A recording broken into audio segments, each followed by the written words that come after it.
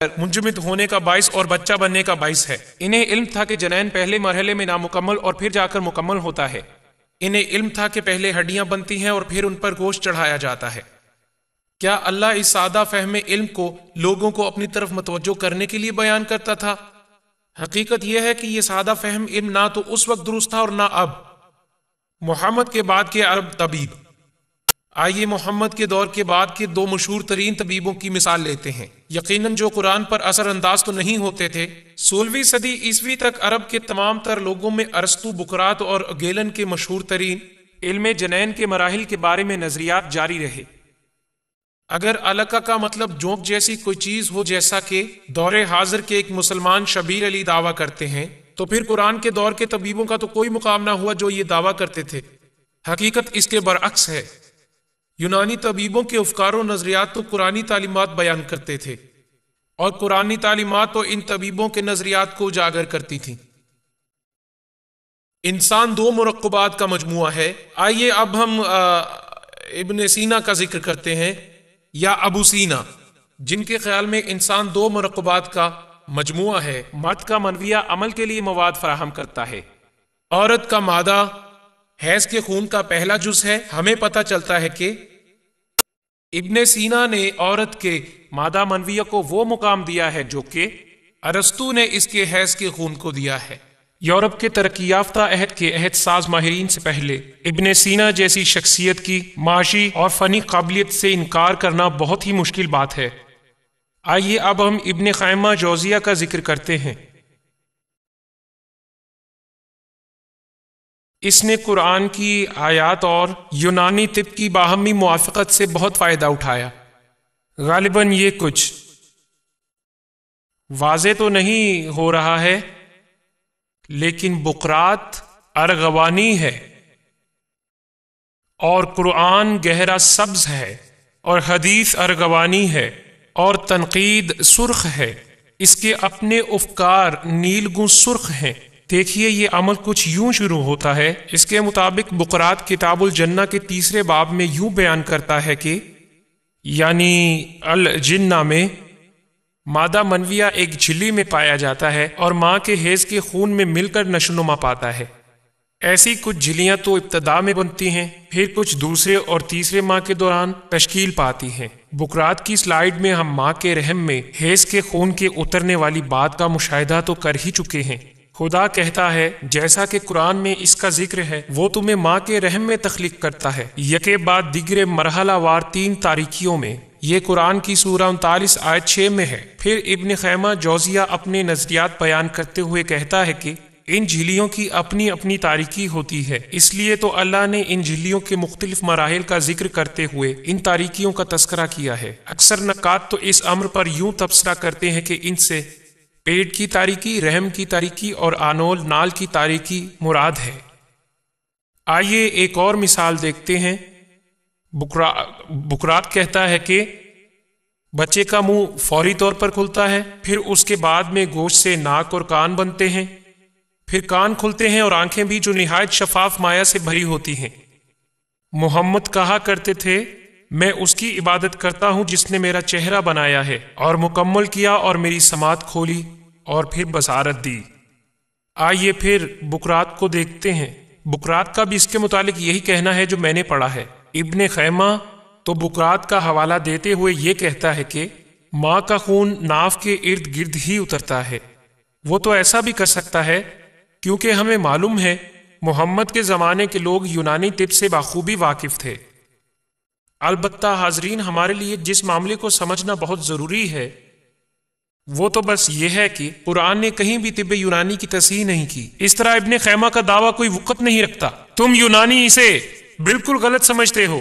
علقہ کا صحیح ترجمہ کوئی چمٹنے والی چیز یا کوئی جونک نما چیز ہے۔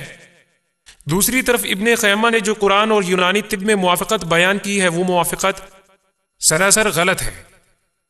اس سلسلے میں 1200 عیسوی میں کیا گیا بداوی کا تبصرہ ہی قابل اعتماد ہے۔ یہاں ہمارے پاس قرآن اور بداوی کے دونوں کے بیانات موجود ہیں۔ وہ علقہ کو جمے ہوئے خون کا ٹکڑا کہتے ہیں جیسا کہ قرآن میں بیان کیا گیا ہے۔ میں نے اسے انڈر لائن کیا ہے، یہاں آپ اسے دیکھ سکتے ہیں۔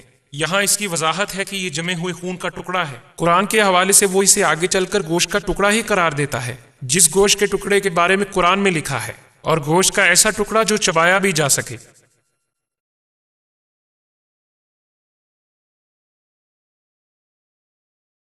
جو میں نے اپنی گفتگو کے شروع میں عرض کیا تھا کہ جنین کا مختلف مراحل میں گزرتے ہوئے نشو نما پانا ایک جدید ترین نظریہ ہے۔ قرآن ان مراحل کی عکاسی کرتے کرتے اس جدید ترین علم جنین کی پیش بینی کرتا ہے۔ ہم پہلے مشاہدہ کر چکے ہیں کہ ارسطو، بقراط، ہندوستانی اطباء اور گیلن سب کے سب نے جنین کے ارتقائی مراحل کے متعلق قرآن سے 1000 سال قبل بحث کی ہے۔ قرآن کے نازل ہونے کے بعد بھی ان مختلف مراحل کا ذکر ہوتا رہا، جو کہ قرآن اور یونانی طبیبوں نے کہا۔ یہ تذکرہ ابن سینا، ابن خیمہ کی تعلیمات میں بھی جاری رہا۔ اہم بات تو یہ ہے کہ یہ وہی علم ہے جو گیلن اور اس سے پہلے آنے والوں نے پیش کیا۔ ہڈیوں کی ساخت کے حوالے سے یہ بات اہم ہے، اور یہ بالکل واضح ہے جو ڈاکٹر مور اپنی کتاب میں بیان کرتا ہے کہ عضلات کچی یا نرم ہڈی کے تشکیل پانے سے ہی بننا شروع ہو جاتے ہیں۔ ایسا نہیں ہے کہ پہلے ہڈیوں کا ڈھانچہ بنے اور اس کے بعد پھر اس کے ارد گرد عضلات بننا شروع ہو جائیں۔ یہ بات واضح ہے کہ قرآن میں علقہ کا مطلب لوتھڑا ہی ہے، اور وہ قریش جنہوں نے محمد سے اس کے بارے میں سنا، وہ اس کو حیض کے خون کا لوتھڑا ہی سمجھے، کیونکہ افزائش نسل کے لیے یہی عورت کا حصہ ہوتا ہے۔ یوں ہم یہ نتیجہ عکس کر سکتے ہیں کہ ان تمام تر سالوں کے دوران علم جنین کے متعلق قرآنی آیات، جن میں کہا گیا ہے کہ انسان کی تخلیق منی کے قطرے سے ہوتی ہے اور بعد میں لوتھڑا بن جاتا ہے، یہ آیات پہلی صدی ہجری کی سائنسی تحقیقات سے مطابقت رکھتی ہیں۔ یہی نزول قرآن کا دور ہے۔ لیکن جب اس کا 20ویں صدی کی سائنس سے موازنہ کیا جائے تو بقراط غلط ہے، اور ارسطو غلط ہے، گیلن غلط ہے، اور قرآن بھی غلطی پر ہے۔ یہ سب کے سب غلط ہی ہیں۔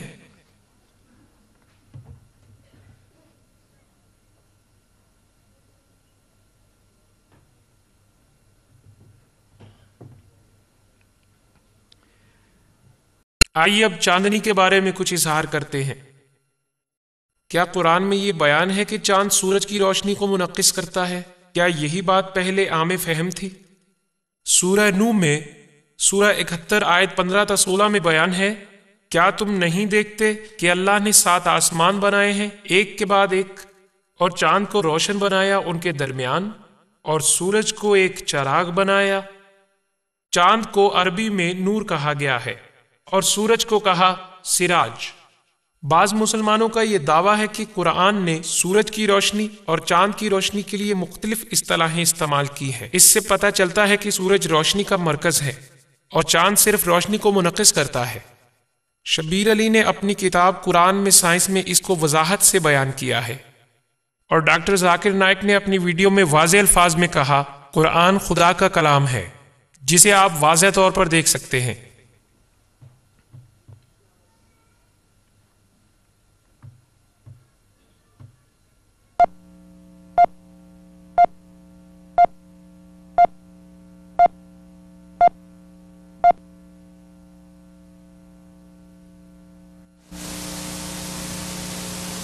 وہ روشنی جو ہم تک چاند کے ذریعے سے پہنچتی ہے کہاں سے آتی ہے؟ جواب دینے والا کہے گا کہ پہلے ہم سمجھتے تھے چاند کی روشنی اس کی اپنی روشنی ہے، لیکن آج سائنسی عروج سے یہ راز کھلا ہے کہ چاند کی روشنی اس کی اپنی نہیں ہوتی، یہ تو سورج کی روشنی ہوتی ہے جو منعکس ہوتی ہے۔